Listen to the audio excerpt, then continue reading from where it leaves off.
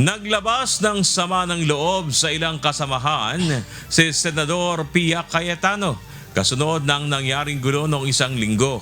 Sa kanyang talumpati kahapon sa plenary session, sinabi nitong wala man lang umano ni isa sa minority senators ang nangamusta sa kanila.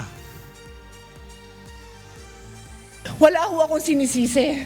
Pero nung pagkatapos ng lahat, pagtingin ko ng group natin, yung dating majority group, walang ni isa sa inyong nangamusta sa amin.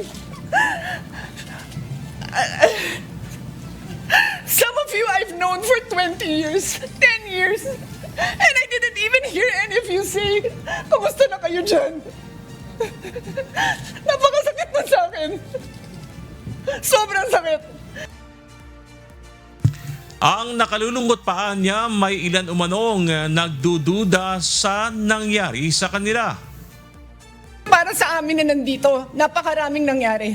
Takot na takot po ako na kailangan ko na magpaalam sa mga anak ko. Kaya para sabihin nyo na walang nangyari. Napakasakit para sa aming lahat na nandito. Yes, I am very ready to share my story, to ask questions.